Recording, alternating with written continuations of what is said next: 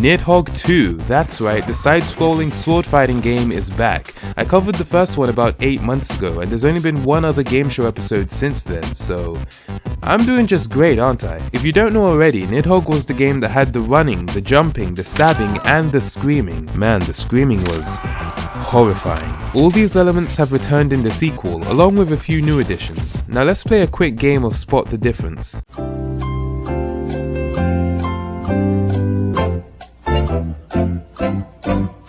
Now if you circled here, here, here, here, or here, you are inefficient as hell. You could have just circled the whole damn thing. Quite clearly, there's been a complete overhaul of the art style and character designs. Although I'm not sure if the original fighters could even be considered character designs in the first place. I mean, stickmen don't really count, do they?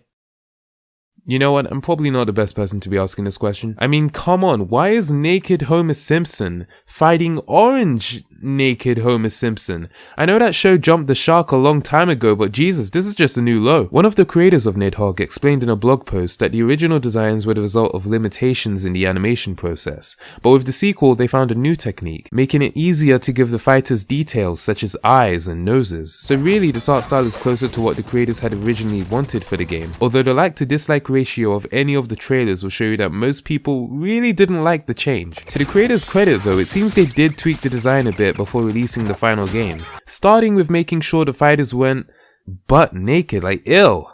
Ain't nobody want to see that. You might also notice how detailed the stages are now. In the original Nidhogg, you had two stickmen fighting in some black void with a ridiculously large chandelier swinging in the back. The contrast between the flat, slightly toned down colors of the background and the neon bright fighters in the foreground made it easy to focus your attention on your opponent. There wasn't a whole lot to distract you.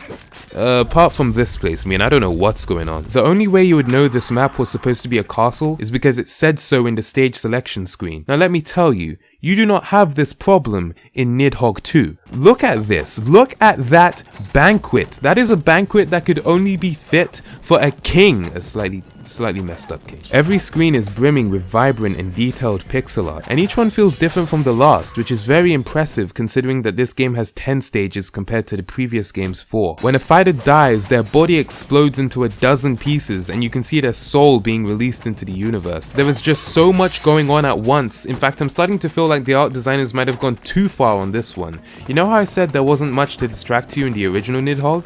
Well, in Nidhogg 2, everything's a distraction. Moving meat racks and a meat grinder, you got some giant waterfall literally just in the way. Now this tree has completely lost it. There's even a part where you fight inside of a dead Nidhogg. You see its skeleton, walk around in its stomach acid, and wait a minute, did I just pop out of its what the fuck? I'm telling you, these environments are so colorful that you can completely lose track of where your character is. It's like camouflage. Like here, wait, where's my character? I can't see him. Where is he? Oh, he hadn't spawned yet. Overall, I do like the art direction in this game, although I can't help but feel I would have preferred a slightly more simplistic approach like in the original. That being said, the original wasn't exactly perfect. I mean, you pause that game on the right frame and boom, your character's a toilet. But enough about the character designs. Let's design my character. There are a few colors to choose from. Pink, blue, green. Actually, you know what? This guy kind of looks like Shrek before he became a thick boy. I decided to go with red, and when it came to choosing my fighter's outfit, I went with the one that I thought was the least embarrassing, although the dancing didn't really help. The basic premise of this game is the same as the original. Both players start off with a weapon that can be used to attack at different height levels, so you can go for a headshot, a gut shot, or a nut shot. Attacks with weapons are a one-hit kill, and if you do kill the other guy, you get to advance to your side. On the other hand, if they kill you, they get to advance to their side. First person to reach their end of the stage wins the game. And now there's a handy little meter at the top so you can tell how close you are. If you win, you get eaten by that thing, the Nidhogg. I searched it up and it turns out it's a creature in Norse mythology, which is some sort of dragon-serpent hybrid. Now either the creators of this game don't know what a dragon looks like, don't know what a serpent looks like, or have watched way too many episodes of SpongeBob SquarePants, because that is not a dragon snake. That is an Alaskan bullworm. Like, how does it even fly? What? The arcade mode was fun, but I think it could have been more of a challenge. Although, I did get off to a bit of a rough start. Alright, let me just pick that up real quick. Yeah, I don't think I'm getting that back. But once I entered stage 2, I became unstoppable. I was just getting nut shot after nut shot after nut shot. Then I jumped over this ledge and right into his sword. And then I did the exact same thing again 10 seconds later. Yeah, that kinda killed the momentum, but I still won. Things started to get a bit more difficult as the 3 new weapons were introduced. The broadsword is this heavy, swinging weapon that can completely dismember your opponent. Nah. The dagger is essentially just a lighter and quicker version of the sword you start out with. The bow and arrow though? Now that's a whole other story. At first I tried throwing the entire thing at his head, it was not effective. Did you know that with good sword placement, arrows can actually be deflected to return to the shooter? I was not taught this in physics. The bow and arrow did a good job of mixing up the gameplay from the usual fencing style. Oh, close, oh, nearly, oh, again, oh.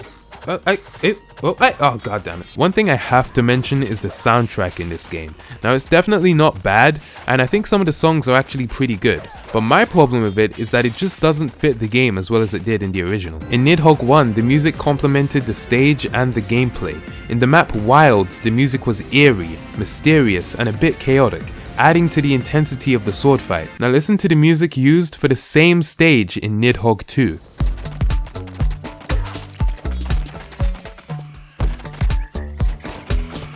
What is this, an infomercial? It genuinely feels like the entire soundtrack had already been completed before all the stages were even decided. It fits well in some places, for example in Clouds the music does a good job of capturing the whole heavenly rainbow unicorn vibe. On the other hand in Castle, wait, you know what, let me set the tone real quick. So this stage is set in a huge daunting castle. Parts of it are crumbling, you have skeleton arms sticking out of dungeon bars, and you have 2 people fighting each other to the death inside. At some point they're even fighting in literal hellfire. Now that you have an idea of what the stage is like, this is the music that's used for it.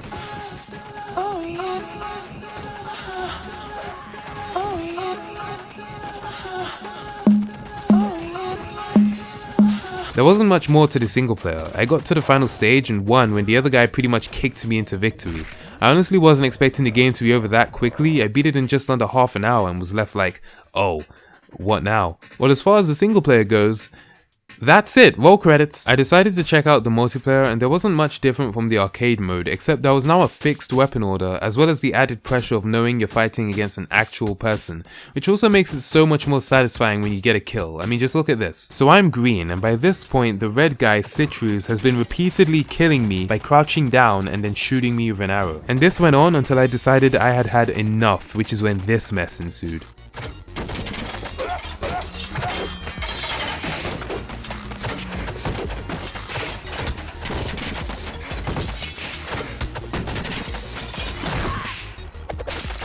Hell yeah. I ended up winning that match and played another, this time against Mike, and it was such an evenly matched game that we used up the full 10-minute time limit. And Mike got close, but he wasn't close enough, so we ended up going into sudden death. Problem is, I didn't know that this was sudden death, so when it said go, I wasn't ready, but Mike was. So that's Nidhogg 2. I thought it was a pretty good game, but I'd only recommend it if you plan on playing with your friends locally or online. That being said, I think I still prefer the original Nidhogg. The controls felt tighter, the stickmen were cool to use, and overall I liked the music more. Another thing I noticed in Nidhogg 2 is that they really toned it down with the screaming. This is the sound of a fighter getting stabbed in this game. Come on, you can do better than that. Nidhogg 1, show 'em how it's done. Now that's more like it.